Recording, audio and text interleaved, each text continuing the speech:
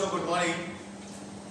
तो जैसा कि आप लोग आज बायोलॉजी पढ़ेंगे और मैं आपको बायोलॉजी पढ़ाऊंगा बच्चों। तो सबसे पहले आपने सुना होगा, 7th 8th क्लास से पढ़ा होगा, अगर पढ़ा होगा तो, कि बेटा बच्चों बायोलॉजी क्या होती है, व्हाट इज बायोलॉजी। आप सभी जानते हैं बायो मतलब क्या होता है बच्चों, बायो लिविंग, लॉजी बोले तो स्टडी। तो व्हाट एक्चुअली अ बायोलॉजी, तो बोल देते हैं study of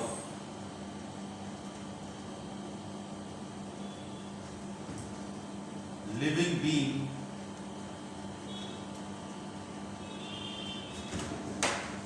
is known as biology. The study of living being is known as biology. एक क्वेश्चन आता है कि टर्म बायो किसने दिया था, बहुत पहले क्वेश्चन आता कि टर्म बायो किसने दिया था, तो कहते हैं the term bio was given by Lamarck and Treviranus नाम के साइंटिस्ट ने टर्म बायोलॉजी दिया। ओके बच्चों, दूसरी बात, स्टडी ऑफ बायोलॉजी किसे कहते हैं, स्टडी ऑफ लिविंग बीइंग को बायोलॉजी कह देते हैं। And who is the father of biology, Aristotle को बच्चों हम बोल देते हैं father of biology. Aristotle is known as father of biology. Biology को मेनली दो ब्रांचेस में डिवाइड करते हैं। आपने सुना होगा मेनली दो ब्रांचेस होती हैं, छोटी छोटी बहुत सारी ब्रांचेस होती हैं। कौन सी दो ब्रांचेस होती हैं बच्चों, एक होता है ज़ूलॉजी, एक होता है बॉटनी। तो व्हाट इज ज़ूलॉजी, तो बोल देते हैं बच्चों हम, ज़ूल माने एनिमल होता है, लॉजी मतलब स्टडी। तो study of animal is called zoology and botany मतलब होता है Plantae, study of plant is called botany. Plant की study को बच्चों हम botany कहते हैं। And who is the father of zoology? तो Aristotle too is known as father of zoology. इन्हीं को बच्चों हम father of zoology भी कहते हैं। And who is the father of botany? तो देखिएगा, थियोफ्रेस्टस को बोल देते हैं बच्चों father of botany. Theophrastus is known as father of botany. तो देखिएगा, अरिस्टोटल को फादर ऑफ ज़ूलॉजी भी कह रहे हैं, फादर ऑफ बायोलॉजी भी कहते हैं। ऐसा क्यों? Because he was a philosopher. Initially इन्होंने बहुत सारे एस्से लिखे थे, किसके ऊपर, लाइफ के ऊपर। That's why he is known as father of biology. और उन एस्से में सबसे ज्यादा एक्सप्लेनेशन एनिमल लाइफ पर किया था, that's why he is also known as father of zoology. And Theophrastus was a student of Aristotle.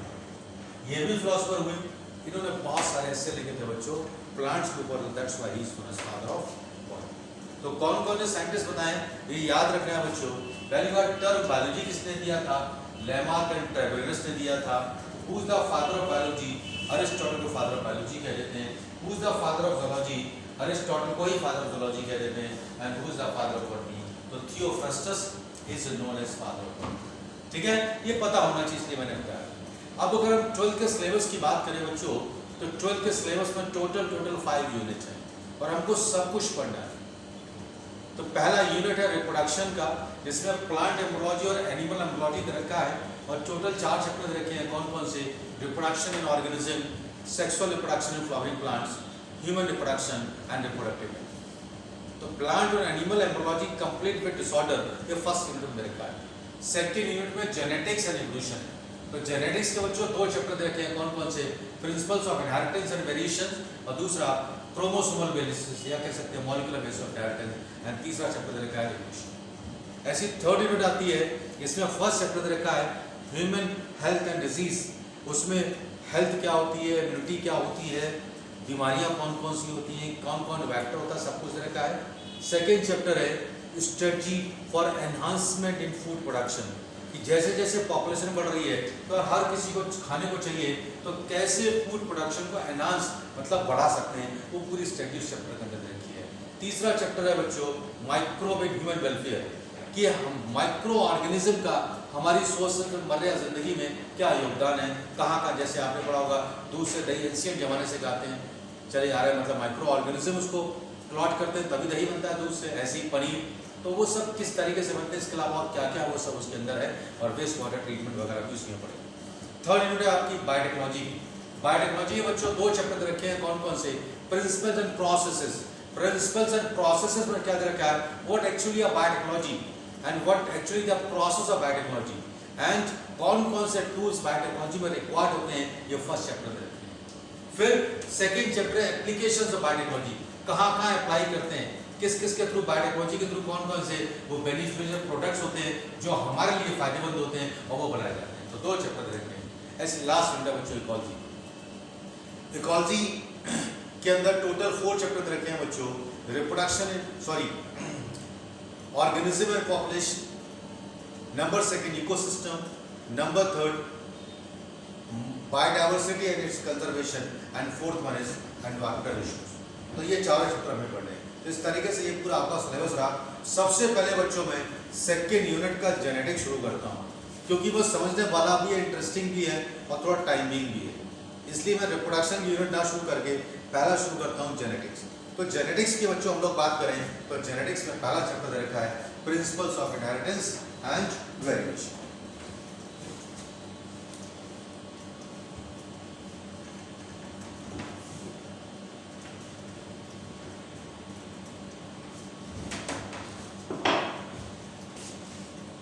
Principles of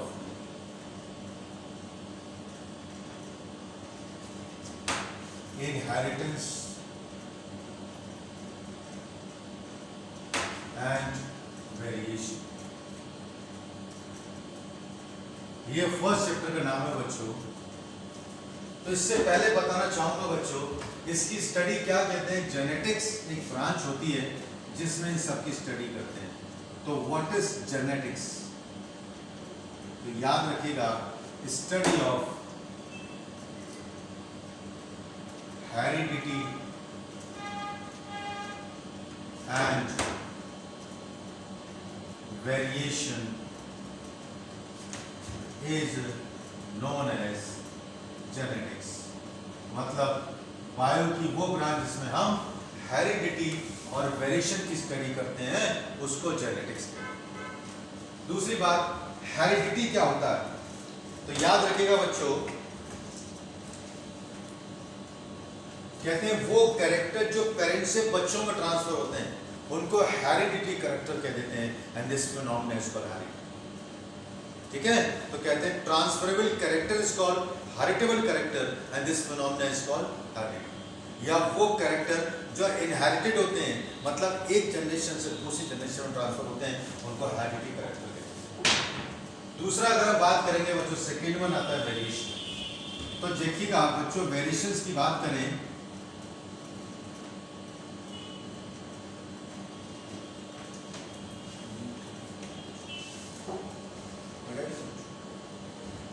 variation की बात करते हैं बच्चों, तो वेरिएशंस क्या होते हैं, तो देखिएगा कहते हैं बच्चे जो होते हैं मदर फादर की एग्जैक्ट कॉपी नहीं होते, बच्चों में पेरेंट से थोड़ा सा फर्क होता है और इस थोड़े से फर्क को ये वेरिएशंस कहते हैं। अब पहली बात, वेरिएशंस कितने टाइप के होते हैं बच्चों, तो जैसे कि आपको पता है कि हमारे शरीर में 2 टाइप की सेल्स होती हैं, कौन कौन सी, एक सोमैटिक सेल होती है और सेक्स सेल होती है। नंबर में ट्रिलियंस ऑफ नंबर होता है, बहुत सारे नंबर होती हैं, लेकिन टाइप केवल 2 ही होती है। तो इनमें से किसी भी सेल में चेंज होगा तो वेरिएशंस कॉज होगा। तो क्या कहोगे, because of presence of 2 type of cells in our body, variations is also 2 type. कौन कौन से, एक होता है सोमैटिक वेरिएशन और एक होता है जर्मिनल वेरिएशन। तो देखिए टाइप्स ऑफ वेरिएशंस की बच्चों बात करूं, इसको थोड़ा रब करते हैं हम, फिर से सुनिएगा बच्चों, वेरिएशंस किसे कहते हैं हम, वेरिएशंस बच्चों चेंजेस को बोल देते हैं। चेंजेस बोले तो बच्चों कि जो बच्चे होते हैं, मैंने बोला ना, बच्चे जो होते हैं मदर फादर की एग्जैक्ट कॉपी नहीं होती, बच्चों में पेरेंट्स से फर्क होता है, थोड़ा फर्क होता है, थोड़े से फर्क को ये वेरिएशंस कह देते हैं। मैंने बताया था कि हमारे शरीर में 2 टाइप की सेल्स होती हैं, तो अगर टाइप की बात करूं तो वेरिएशन भी कितने टाइप के होते हैं बच्चों? This is of 2 types. कौन कौन से 2 टाइप होते हैं? नंबर 1 सोमैटिक वेरिएशन,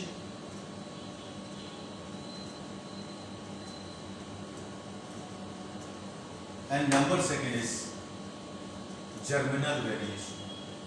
पहला आता है बच्चों somatic variation and number 2 is germinal variation. तो सोमैटिक वेरिएशन क्या होता है? तो कहते हैं वो वेरिएशन जो सोमैटिक सेल में चेंजेस की वजह से डेवलप हो जाते हैं, ऐसे वेरिएशंस को सोमैटिक वेरिएशंस कहते हैं। तो कैसे डिफाइन करोगे? Variations which causes due to change in somatic cell is called somatic variation. कैसे? It causes due to change in somatic cell is called somatic variation. लेकिन ये वेरिएशंस हेरिटेबल नहीं होते। हेरिटेबल का मतलब क्या हुआ? एक जनरेशन से दूसरी जनरेशन में ट्रांसफर नहीं होते, और जब ये वेरिएशन हेरिटेबल नहीं होते तो एवोल्यूशन में इनका कोई रोल नहीं होता। तो क्या कहोगे? ये वेरिएशंस कैसे होते हैं? नॉन हेरिटेबल होते हैं, इसलिए एवोल्यूशन में no role in evolution. Evolution में किसी प्रकार का कोई रोल प्ले नहीं करता। समझ आ गया?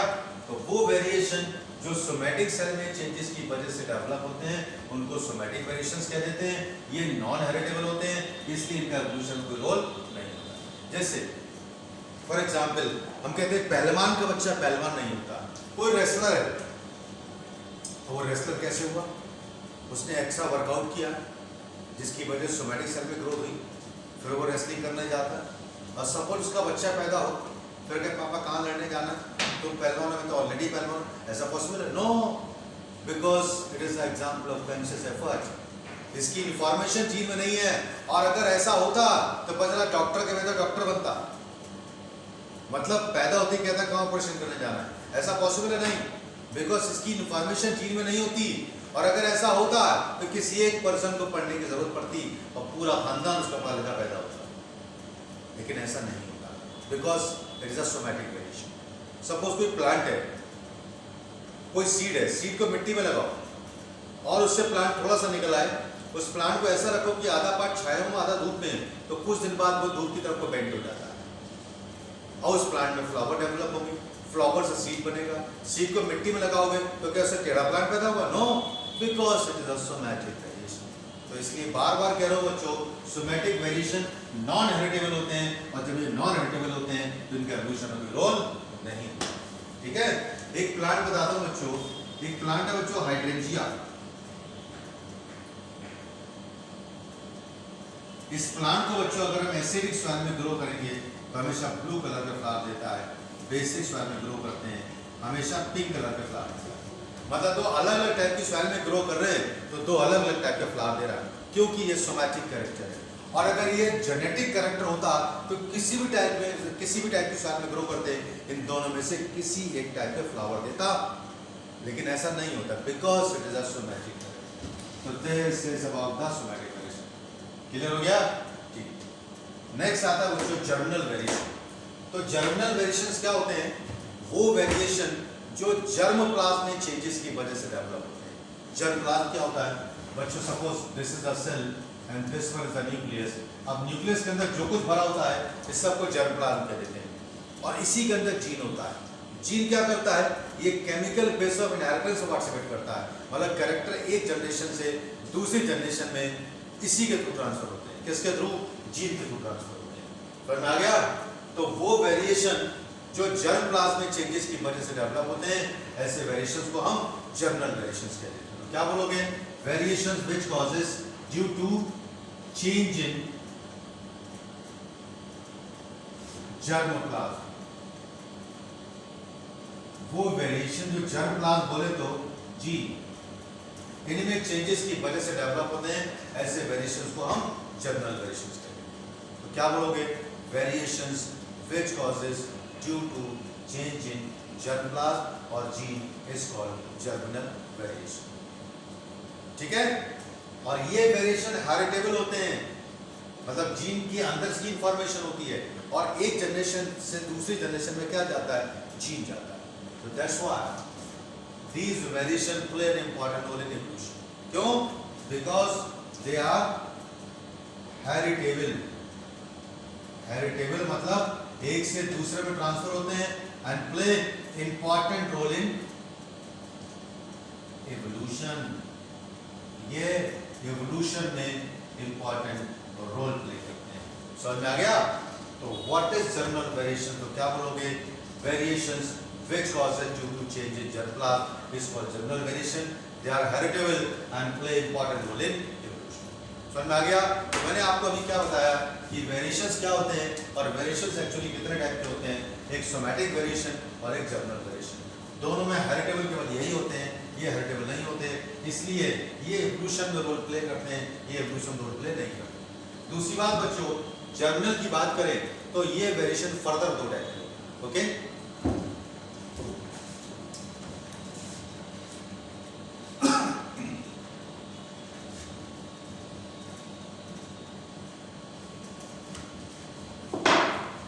बात करेंगे बच्चों टाइप्स ऑफ जर्मिनल वेरिएशन. तो ये कितने टाइप के होते हैं बच्चों? जर्मिनल वेरिएशन बच्चों दो टाइप के होते हैं. कौन कौन से? एक होता है कंटिन्यूअस जर्मिनल वेरिएशन.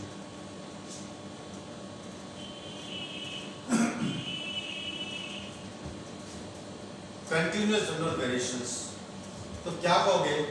वो वेरिएशन जो हर जनरेशन में कंटिन्यूअस होते हैं उनको कंटिन्यूअस जर्मिनल वेरिएशंस कहते हैं. तो क्या बोलोगे? वेरिएशन विच आर कंटिन्यू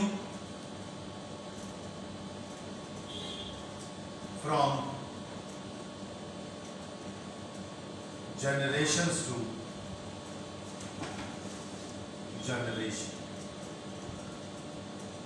वो वेरिएशन जो एक जनरेशन से दूसरी जनरेशन में कंटिन्यू रहते हैं, ऐसे वेरिएशन को हम कंटिन्यूअस जर्मिनल वेरिएशन कहते हैं. क्या बोलोगे?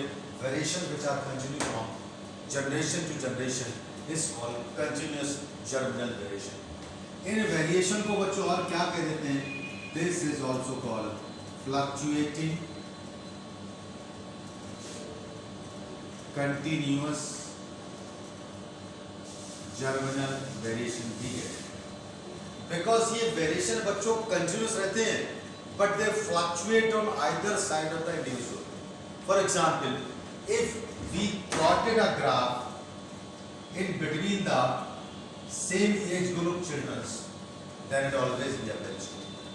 भाई मैंने कह दिया 5th क्लास के बच्चे हैं, तो 5th क्लास के बच्चे अगर 5th क्लास में 50 बच्चे हैं तो 50 और 40 बच्चों का डेट ऑफ बर्थ का जो ईयर होगा वो लगभग सेम होगा.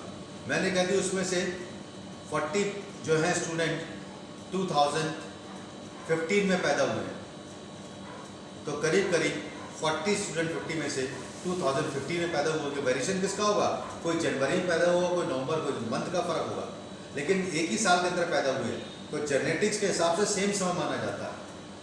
और उन बच्चों की लेंथ के बीच में ग्राफ खींचे, उन बच्चों की मतलब इस तरीके से बच्चे आएंगे, सबसे छोटा बच्चा उससे बड़ा बच्चा उससे बड़ा बच्चा, इस तरीके से कैसा ग्राफ आएगा? एक पेन शेप ग्राफ आएगा, घंटे जैसा ग्राफ आएगा. तो कागज की बताइए ये बच्चे सारे के सारे, ये सारे बच्चे हैं, ये लगभग एक ही समय में पैदा हुए, फिर भी एक बहुत छोटा इंडिविजुअल है, एक मीडियम साइज का है और एक बहुत बड़ा भी. ऐसा क्यों? तो कहा गया कि बच्चे एक ही समय में पैदा हुए हैं लेकिन सब में जीन की लंबाई की जीन की फ्रीक्वेंसी अलग है. ठीक है, इसलिए ऐसा होता है. इसलिए कहते हैं ये वेरिएशन कंटिन्यूअस रहते हैं but fluctuate on either side of the linear. तो क्या कहोगे? Variations which are continue from generation to generation is called continuous germinal variation, and this is also called fluctuating continuous germinal variations, because if we plotted a graph in between the length of same age group children, then it always be a Belgian. समझ में आ गया? अब question आता है इन variations का reason क्या होता है? तो कहते हैं एज कॉजेस ड्यू टू, ये किसकी वजह से होते हैं बच्चों? तो याद रखिएगा, number 1,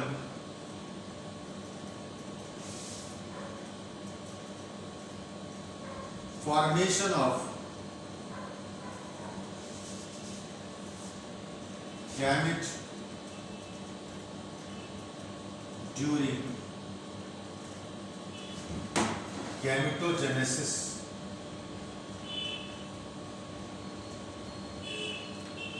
Number 2, due to crossing over. And number 3 is pattern of fusion of gametes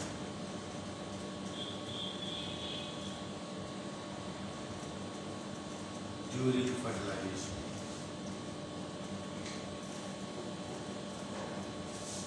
मतलब क्या होता है? जब गैमेट बनते हैं, गैमेट्स ऑलवेज भी हैप्लॉइड, मतलब टोटल हमारी सेल के अंदर कितने क्रोमोसोम होते हैं? 46 होते हैं, और गैमेट भी कहते हैं 23 होते हैं। तो आपको पहले से पता नहीं होता कि कौन सा क्रोमोसोम कौन सा जीन किस में जाता है, उस पर डिपेंड करता है। और गैमेटोजेनेसिस मियोसिस के थ्रू होता है, गैमेट का फॉर्मेशन। मियोसिस में क्रॉसिंग ओवर होता है। क्रॉसिंग ओवर क्या होता है? तो बोल देते हैं exchange of chromosomal segment between two non sister homologous chromatids from crossing over, जिसकी वजह से वेरिएशन डेवलप होते हैं, न्यू कॉम्बिनेशन बनते हैं। अब जब दो अलग अलग गैमेट फ्यूज करते हैं तो फ्यूजन की वजह से कुछ नए कैरेक्टर डेवलप होते हैं। तो ये वेरिएशन इन 3 बातों पर डिपेंड करता है, ठीक है? अब ये वेरिएशन फर्दर 2 टाइप का होता है। This variation further is of 2 types. कौन कौन से 2 टाइप का होता है बच्चों? एक होता है क्वालिटेटिव कंटिन्यूअस जर्मिनल वेरिएशन, और दूसरा होता है बच्चों क्वांटिटेटिव कंटिन्यूअस जर्मिनल वेरिएशन। तो क्वालिटेटिव का मतलब क्या होता है? अचानक किसी भी हर जनरेशन में किसी भी ऑर्गेनिज्म की क्वालिटी चेंज होती चली आ रही है। फॉर एग्जाम्पल, मैं किसी लड़की को देखता हूँ, तो मैं नहीं, सभी देखते हैं, तो क्या कहते हैं? बहुत सुंदर है। किसी लड़के को देखते हैं तो हम कहते हैं बहुत हैंडसम है। क्या देख के कहते हैं? Feature, shape of nose, colour of skin, colour of hair, colour of eyes, ये पेरेंटल कैरेक्टर होता है। आप देखना, आपकी नोज जो है मम्मी की तरह होगी, पापा की तरह होगी, तो क्या शो करती है? क्वालिटी शो करती है, जनरेशन टू जनरेशन। जैसे पेरेंट्स होते हैं वैसे ही कुछ कैरेक्टर बच्चों के अंदर दिखाई देते हैं। जैसे बोल देते हैं क्वालिटेटिव कंटिन्यूअस जर्मिनल वेरिएशन। इसका बेस्ट एग्जाम्पल क्या है बच्चों? तो बोल देते हैं shape of nose, colour of eye, colour of hair, etcetera. ये सारे पेरेंटल कैरेक्टर। नंबर 2 आता है बच्चों qualitative continuous germinal variation.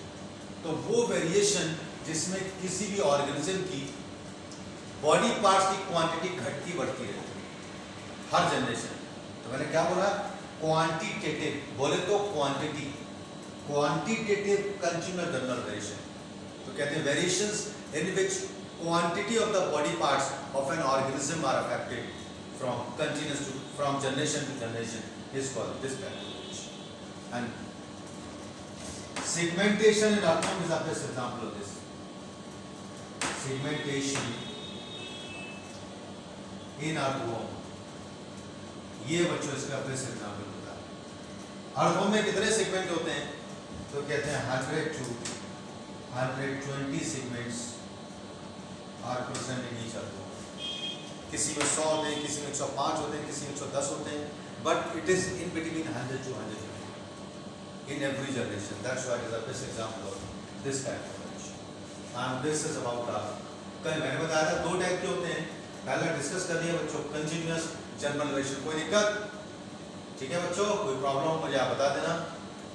Number 2 आता है बच्चों, सेकंड 2 टाइप बताया मैंने। ये कंटिन्यूअस जर्मिनल था, अब आएगा कंटिन्यूअस डिसकंटिन्यूअस जर्मिनल वेरिएशन।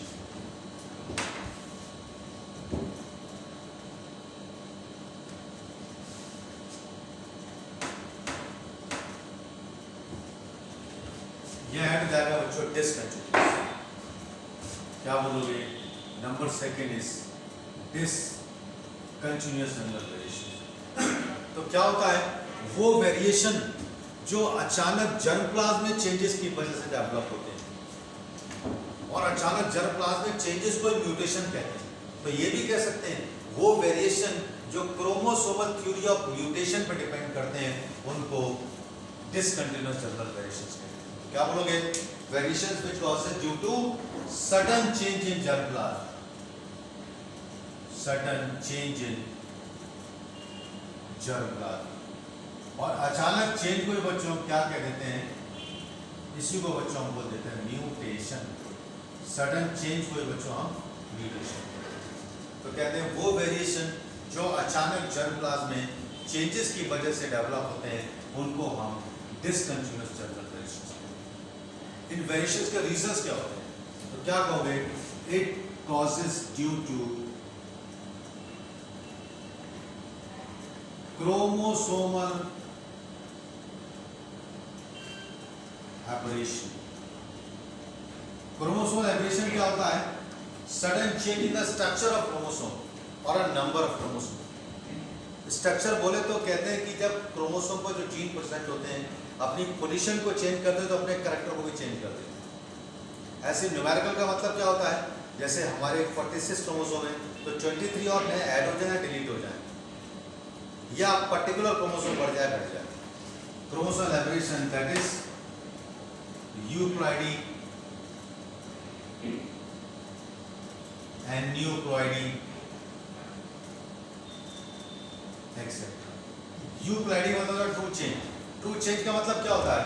आपकी सेल में 46 क्रोमोसोम है तो या 23 ऐड हो जाए या 23 निकल जाए, ऐसे कहते हैं ट्रू चेंज। ठीक है? एन्यूप्लॉइडी क्या होता है? एक या एक से अधिक क्रोमोसोम ऐड होना या डिलीट होना एन्यूप्लॉइडी कहलाता है।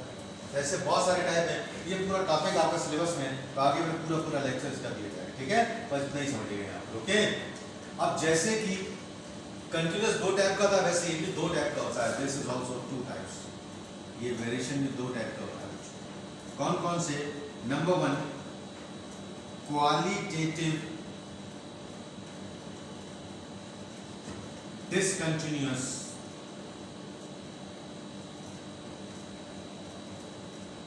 germinal variation and number second is quantitative discontinuous germinal variation। तो देखिए अब क्वालिटेटिव का मतलब क्या होता है? अचानक किसी भी, पहले था रेगुलरली या डिसकंटिन्यूअस लग गया, अचानक किसी भी ऑर्गेनिज्म की क्वालिटी में चेंज हो जाना, क्वालिटेटिव डिसकंटिन्यूअस जनरल वेरिएशन। इसका बेस्ट एग्जांपल है बच्चों एनकन शीप। एनकन शीप किसे कहते हैं बच्चों? तो ये स्मॉल लेग शीप को कहते हैं, छोटे लेग वाली शीप को कहते हैं। इसके पीछे एक छोटी सी स्टोरी है। एक सेठ राइट थे, वो शीप पालते हैं। तो शीप को कैसे हम स्टोर करते हैं? भैंस की तरह रस्सी से नहीं बांधते, ऐसे बाड़ा बना देते हैं, डंडे गाड़ देते हैं, इस पर रस्सी बांध देते हैं और यहाँ से उनको एंटर कराते हैं। तो सेठ राइट देख रहे थे किसी वजह से रोप थी ढीली हो गई और नीचे किसी गई, मोस्टली शीप जम करके बाहर आ गई। एक शीप जम करके बाहर नहीं आई, उसके चारों पैर तो कोई मिसिंग नहीं था लेकिन चारों बहुत छोटे थे। चारों थे, कोई मिसिंग नहीं था लेकिन चारों बहुत छोटे थे। तो this is a change in quality not quantity.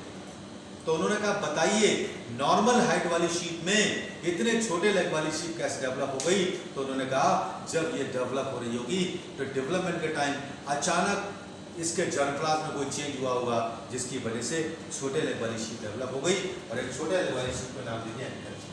And this is the change in quality, that's why this is called qualitative discontinuous general variation. Clear? Next आता है बच्चों क्वांटिटेटिव। तो क्वांटिटेटिव का मतलब क्या होता है?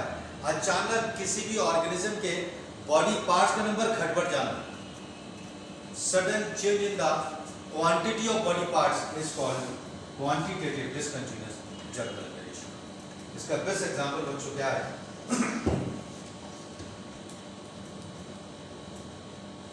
पॉलीडेक्टाइल। किसे कहते हैं बच्चों? एडिशन ऑफ फिंगर्स को। आपने देखा होगा किसी किसी के हाथ में 6 उंगलियां हैं, एक तो बहुत देखो रहते दोस्तों तो सभी ने देखा होगा, हाथ में सभी ने देखा है कि वो हाथ ऐसे से बहुत हिलाता है, तो 6ठी उंगली उसके फादर का नहीं, उसके बच्चों का नहीं, उसमें कहाँ से? तो जब वो डेवलप हो रहा होगा तो अचानक उसके जन्म प्रांत में चेंज हुआ होगा, जिसकी वजह से एडिशन फिंगर डेवलप। तो this is the change in, this is the example of quantitative discontinuous general variation. तो this is about the types of variations. अब 2 लाइन और बताऊंगा बच्चों कि वेरिएशन से क्या फायदा है बच्चों, कोई फायदा है या नहीं। तो हम लोग डिस्कस करते हैं significance of variations.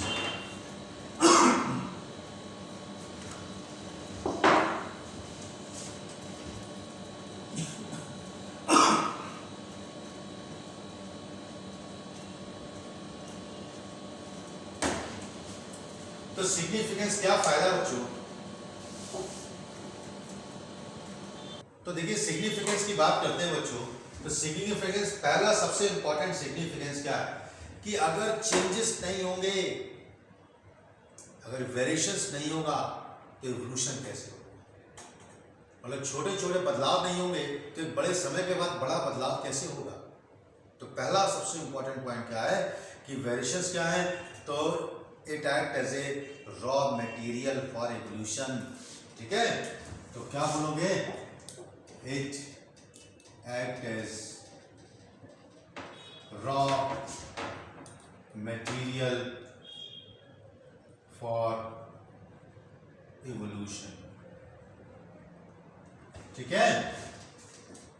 Number second, जब किसी ऐसे एनवायरनमेंट में जाते हैं हम जो आपके लिए फेवरेबल नहीं होता, तो हम वहाँ कुछ दिन रहते हैं, फिर कहते हैं अरे अब हम तो अडेप्ट हो गए, मतलब अराउंड अकॉर्डिंग टू सराउंडिंग हमारी बॉडी ने अपने आप को चेंज कर लिया, बिकॉज हमारे अंदर चेंजेस की कैपेसिटी है, इसलिए बोल देते हैं ये क्या करते हैं, तो it help in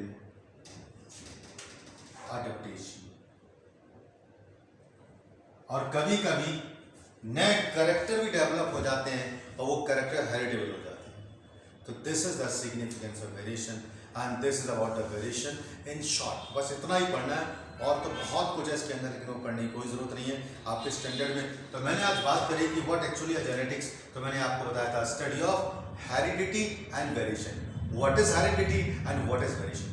next video में हम लोग कुछ टर्मिनोलॉजी की बात करेंगे, फिर आगे इसको कंटिन्यू। समझ में आ गया? Thank you.